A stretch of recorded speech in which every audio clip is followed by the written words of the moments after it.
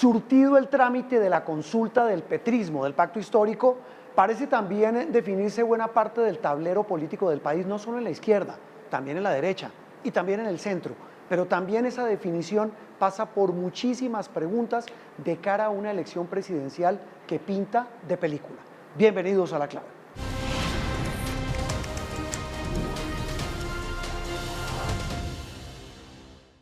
Don Pedro Viveros, ¿cómo me le va? Bien, Juan Roberto, gracias por invitarme al programa. Le hago una invitación hoy. A ver, las suyas son peligrosas a veces, pero las acepto.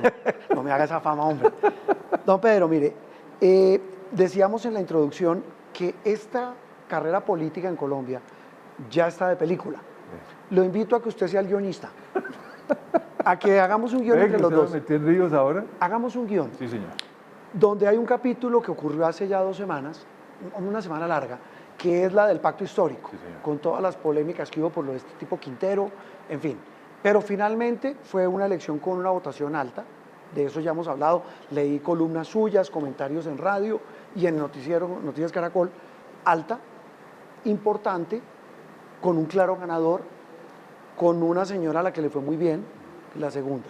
Surtido eso, hoy el tablero, ¿cómo está? Hágame el segundo capítulo Venga, de entonces, este guión. De ese guión Sí. hay un actor principal que es Iván Cepeda Sí. y hay una actriz de reparto que es Carolina Corcho. Ojo con el guión, le estoy siguiendo la suya. No, hágale porque es para eso. Y le voy a decir por qué. Iván Cepeda, por supuesto, hubo una votación muy importante. Gústele o no al que sea y hagamos todas las interpretaciones, hubo 2.700.000 votos que están ahí en la escena. Sí. Entonces eso lo convierte en un actor principal dentro de la película. Los más optimistas dentro del mismo pacto hablaban de una votación de 1,5 millones Exacto, y fueron el doble. el doble. Yo no quiero entrar en esa interpretación porque en la registraduría están esos 2.700.000. Sí. La actriz de reparto, que es Carolina Corcho, esa señora nunca había hecho política, nunca se ha hecho contar y saca 700.000 votos. No, política se había hecho. Sí, pero no electoral. Ah, digamos, exacto. Es lo que quiero decir. Bueno, tiene razón. Y se saca 700.000 votos, Juan Roberto. Que no es despreciable. Por eso le digo, esa señora es una actriz de reparto, Pues, el guión suyo, pero, importantísimo. Bueno, descabezó a María José Pizarro y ahora va a ser cabeza de lista. Todo parece indicar Y con un tema en el pacto histórico. que, lo tengo que decir, a mí no me gusta la reforma, a Pedro Viveros, la reforma del presidente Petro y que ella planteó. La de salud. La de salud, pero ahí está planteado que hay una cantidad de gente que sí le gusta esa reforma, de ella, porque esos votos de Carolina Corcho son de ella y de eso. Sabe de la que yo reforma no de lo la había salud. pensado por ese Sí, lado. sí, claro, Juan Roberto, es así de simple. Y le repito, yo no estoy de acuerdo con eso, pero hay una gente grandísima que la respalda. Es un hecho político. Es un hecho político. ¿Qué le dice a usted que les haya ido también en esa votación? Ya vamos a hablar de todo Sí, el señor. tablero, Sí, señor. en este guión, Sí, señor. en ese primer capítulo, que les haya ido también regionalmente en la costa Caribe, digamos en zonas rurales del país, pero no les haya ido muy bien, la votación fue muy baja en Bogotá, en Cali, que es una región donde hay la izquierda y el petrismo tienen mucha fuerza. Bueno, en Medellín no es noticia que les haya ido mal, la votación haya sido baja. Pero ¿qué le indica esa repartición geográfica de esa votación del pacto histórico? Si yo fuera el guionista del pacto histórico, que me imagino debe ser Gustavo Bolívar, que es experto en libretos, debería estar mirando muy bien cómo el discurso de Iván Cepeda llega a unos públicos donde no los están oyendo y que antes los oían. Ese libreto que deben estar preparando es cómo penetran nuevamente Bogotá, el eje cafetero y zonas de la costa. Cali. En Cali, que tampoco los están oyendo. Entiendo que están preocupados. Entonces creería yo que para esa consulta donde ellos se van a someter en marzo y también sus candidatos al Congreso, ahí vamos a ver un libreto diferente al de este que utilizaron para esta campaña, porque tienen que presentar otros temas, un poco sacar del nicho en el que está Iván Cepeda. Iván Cepeda es una persona importante en un nicho, pero si no lo logran extender y ampliar a estos nichos de otros sectores, pues de pronto se queda un reducto simplemente en esa votación, que fue un poco lo que pasó con Gustavo Petro. Gustavo Petro, acuérdese que la primera, la segunda amplió la votación muy grande para ganar la presidencia. En toda esta película, ¿cómo le va al presidente Petro? Si uno se ajusta a los números, Sí. parece que le va bien, porque es el petrismo y el pacto histórico el que se puso a prueba en esa elección. Petro nunca ha perdido su base, Juan Roberto. Él siempre ha mantenido, y en las encuestas que las hemos mirado, que hace Caracol y el Blue Inbamer. y el Espectador en Inbamer, siempre la ha mantenido entre un 30 y un 25%, eso es lo de ellos, lo de ese sector. Ahora, el candidato no es Petro, ¿no? Una elección es con Petro y otra elección es sin Petro. Sí. Vamos a ver cómo les va sin Petro. Pero me da la impresión que el sector de Petro recibe el discurso y no lo ha perdido el presidente Petro y su sector con esta definición de la consulta del pacto histórico. Me quedan un par de renglones para este primer capítulo Sí, del señor. León Pedro. Iván Cepeda es el gallo de la izquierda realmente para medirse en marzo en una interpartidista y ser el hombre fuerte de la izquierda de cara a la primera vuelta que sería en mayo, presidencial. Iván Cepeda tiene un reconocimiento muy fuerte en la izquierda por su trabajo en derechos humanos, por el tema de la paz. ¿No? Por el proceso contra el Y el presidente proceso, Uribe. pero también, y el proceso contra el presidente Uribe, pero también muchos le achacan el fracaso de la paz total, que digamos hubo dentro de ese grupo político, le están achacando la paz total a él, y pues como él siempre ha trabajado por la paz, entonces muchos sectores adversos dicen que la paz total también es el fracaso o mejor dicho, Juan Roberto, se la van a cobrar el fracaso de la paz total al candidato del presidente Petro. Entonces, ¿qué creo yo? Que él, para poder aumentar de ese nicho, tiene que girar un poquito el discurso, ¿Hacia dónde? volverse más de centro. A mí me parece que él está muy a la izquierda y para poder ganar espacio tiene que volverse más de centro. Pero ¿cómo se desmarca un hombre que tiene la I de la izquierda aquí? Pero ese es el reto. O si no, de pronto otros avispados, que hay muchos en política, terminan entrando y copando un sector más de centro-izquierda en una consulta de la izquierda. Se lo tengo. A ver. El señor Barreras. Bueno, ahí Usted sí. habló de avispados y al instante se me vino a la mente el señor Barreras, Imagínense. que ese Roy. es el rey de los avispados. Acuérdese que Roy es un político, un operador político, se mueve muy bien en todas las aguas de la política colombiana. En todos los aspectos. En todos los Él ha aspectos. sido de todo. Sí. Él ha sido uribista, santista, petrista y ahora pues es roicista. Pero mire que eso le da como un acordeón. Él le da perfectamente para ampliar el espectro de votación en una consulta de ese tipo. Pero también está Luis Gilberto Murillo, por ejemplo, El ex que es embajador. una persona afro que también ha estado con Santos y ha estado con el presidente Petro. Y es preparado. Y es preparado y pues usted sabe, gracias a él no hubo el problema. Hemos dicho, si hoy estuviera de canciller, no estaríamos metidos en estos enredos en los que estamos, Sí, porque él habría realmente. ayudó mucho a bajarle el agua. Claro, él mitigó en enero cuando el rollo de los deportados, él fue el que le bajó la espuma. Digamos, tendrían uno de la izquierda, pero con una gama para ampliar. No, claro. En cambio, yo creo que el doctor Cepeda está muy en la esquina de la izquierda, pero le toca ampliar el acordeón para ver si gana. Empezar a correrse para este lado. Correrse un poquito. Corrámonos al siguiente capítulo del guión. Al otro lado, la derecha. Está Oye, ¿usted no sabe el problema que tienen reunión Gaviria Uribe, en este pero qué momento lío. los guionistas? ¿Cuál? Uribe no tiene candidato, o sea, no tiene actor. Vámonos principal. al otro espectro. Y Petro tampoco, digamos. Pero ¿cómo que no tiene candidato Uribe? Ah, bueno, pero el de Petro no se supone que es Cepeda. Pero para ganar la presidencia se necesitan muchos más votos que el 1,5 que sacó el doctor Cepeda. Bueno, eso Le sí toca es verdad. crecer de 1,5 a 14. O sea, 10 veces. Pues porque es que con cuánto gana, el presidente Petro ganó con 11 y pico la elección pasada, y eso fue hace 4 años, la población ha aumentado, para que usted gane necesita 14 millones de votos en la segunda vuelta. Matemática pura y dura. Entonces- Y vámonos al otro lado. Y Uribe tiene una reputación menos adversa que hace 4 años. O sea, el país hay antiuribismo, pero no está el antiuribismo exacerbado de hace 4 años. Que eso fue lo que le ayudó a Petro para ganar. ¿Usted En cree que esta en esta hoy época no está tan hayan antiuribismo, alborotado? Pero no está tan alborotado. Y la absolución que tuvo por parte de un tribunal en Bogotá, pues le da mucho, eso es como un tanque de oxígeno en materia política, que eso también, por supuesto, lo va a potenciar dentro de su sector, pero no tiene el candidato. Veamos ahí qué hay. Sí. Hay una encuesta del Centro Democrático que seguramente en estos días se va a saber la empresa, la firma. Entiendo que en un agarrón de esos precandidatos. Pero sabe que usted tiene razón, yo no veo ahí del Centro Democrático ni al señor Miguel Uribe Londoño. No, con No todo el lo veo. respeto, un gran señor, todo, pero pues no. Yo creo que hace falta mucho más conocimiento y mucha más actualidad, porque Miguel Uribe Londoño, pues su hijo estaba en la política, pero él no era parte de la escena política. Paloma Valencia. Gran senadora, pero no creo que digamos, en los registros le dé como para llegar de lo que tiene a los 14 millones. No, Paula Holguín, igual o menos. O menos Hay un señor de un sombrero que yo la Andrés verdad, Guerra. no tengo ni idea, y está la doctora María Fernanda Es que Cabal. quería hablar de ella. Muy polémica, pero parece que la polémica tampoco mueve la aguja. Es que Juan Roberto, Creería uno. esos nichos, como el de Iván Cepeda y el de María Fernanda Cabal, les da un poco para poder subsistir en unos sectores, Para estar en el radar. en el radar, pero al momento de salir elegidos, supóngase que pasan, en el ejemplo, extremos a la segunda vuelta. Sí.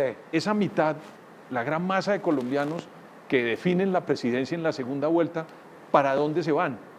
Entonces, es un lío. ahí es donde uno tiene que estar mirando quién recoge esos votos de la mitad. Hablemos del fenómeno en redes, el fenómeno digital, Pedro, y siguiendo con la derecha extrema, Abelardo de la Espriella. ¿Cómo lo ve usted? Bueno, es un señor que tiene, pues, digamos, un ruido. Hay que ver cómo se comportan las encuestas con el ruido que genera. Tiene un discurso extremista, en mi opinión, Sí. muy, muy extremista, de extrema derecha. Y le puede servir de pronto para pasar a la segunda vuelta, pero el enredo que tiene Abelardo de la Espriella en una segunda vuelta, de recoger del centro para el otro lado y lograr ganar los 14 millones de votos, es muy grande. Porque no solamente es pensar en ganar el paso a la segunda, sino cómo usted de lo que queda de los Recoger. candidatos que no van, Claro. recoge usted. Y es el mismo problema que tiene el presidente Petro con Iván Cepeda. Vámonos un poquito más para acá. Sí, señor. Juan Carlos Pinzón. Bueno, Juan Carlos Pinzón es un muy buen candidato, pero hoy no tiene los votos. Y usted sabe que esto se gana con votos. Alguien me decía, ojo, porque ese va a ser el de Uribe. Pues hay mucha gente que dice eso. Yo le digo una cosa, si lo ponen en una pasarela del sector de la centroderecha a la derecha, el más preparado es Juan Carlos Pinzón. Fue embajador, fue ministro de Defensa. Preparado. Yo por eso le repito que le hacen falta los votos. Sí, pero también tiene una cosa, alguien me decía que en política, bueno, pues la política es tan maleable y la memoria es tan corta, pero le van a sacar al baile que él estaba en el gobierno de Santos como embajador, fue ministro de Defensa, fue viceministro de Santos cuando Santos fue ministro de Defensa. Hombre, y es que yo me acuerdo que yo estaba en Washington, lo entrevisté como embajador defendiendo el acuerdo de paz de Santos. Y el lunes siguiente era candidato atacando el acuerdo de paz de Santos. Ese tema de la incoherencia. Yo creo que Juan Carlos Pinzón es más de Uribe de lo que la gente cree. Sí, Porque pero- Juan Manuel, sí, él, acuérdese que fue viceministro de Defensa de Uribe. claro. De Uribe, ¿no? Siendo Santos ministro. De todos los candidatos, el único que ha tenido cargos importantes en el gobierno de Uribe fue Juan Carlos Pinzón, porque fue viceministro de Defensa Sí. y encargado de la oficina de Colombia en el Banco Mundial De en acuerdo. Washington. ¿Sabe quién fue la otra persona que estuvo también en el gobierno en Palacio? Paolo Holguín. Ah, sí. De resto, también. ninguno ha estado. Ninguno tiene presillas, como dirán en términos Incluido el militares. señor Abelardo de la Espriella. Ese es un problema. De esa reunión en ciernes entre los expresidentes Uribe y Gaviria, ¿qué puede salir? Yo creo que están tratando de ser como la piedra fundacional de una centro derecha y una derecha. A Uribe le sirve tener a Gaviria porque Gaviria, a pesar de que a mucha gente no le guste o no lo recuerde porque fue presidente hace muchos años, no es una persona recalcitrante de derecha. No, y tiene maquinaria, Pedro. Sí, pero le matiza el discurso de derecha Bueno, eso es a una... Álvaro Uribe. O sea, Sí. llegar allá no le resta, le suma, no le resta al presidente Uribe en este momento. Pero si eso no tiene más gente allá metida, Juan Roberto, es difícil que eso se conforme. Por eso creo que esta primera reunión es como para poner la primera piedra y ver eso cómo se amplía. Pedro, Y hay un señor, Juan el Roberto. tercer capítulo del guión, pero hágale. No, el tercer capítulo es el centro. Es que ahí voy, tercer Ok. capítulo y el guión, el centro, el famoso centro, porque entonces aquí hablan del centro, ¿quién es? Pues que no está reconocido visiblemente de derecha o de izquierda extrema. Y ahí están, empecemos, Claudia López, antes de hablar del señor que usted me propone, Sí. Claudia López. Claudia López, pues hombre, Juan Roberto, hay que mirar cuáles son las facetas de centro de Claudia, porque a veces uno la ve a la centro derecha o a la derecha, y en esta época yo la estoy viendo más en la centro izquierda o en la izquierda, hoy cuando estamos haciendo esta transmisión. Yo no la, pero si usted me hubiera preguntado esto hace 3 semanas, la estaba viendo en la centro derecha. Ojalá que la doctora Claudia se defina, porque ella tiene votos. Ella es uno de los personajes en las encuestas, Juan Roberto, Sí. que más recuerda a la gente, que más conoce a la gente. Nivel de recuerdo. Y usted sabe que en política eso es grande, eso es importante. Pero tiene un negativo alto. Claro, pero como le digo, porque se está paseando de un lado para el otro. Eso sí. Ojalá pare en algún sitio. Pero le voy a decir a quién le entregaría yo el Oscar de la Academia en este guión. A ver. En el centro, A ver. a Fajardo. a Sergio Fajardo. ¿Por qué? Usted le pregunta a cualquier persona quién es el candidato del centro en cualquier discusión y todo el mundo inmediatamente referencia a Sergio Fajardo. Pero también le ponen el apellido, el Tibio. No, sí, pero bueno, vamos a ver. Ninguna elección es igual.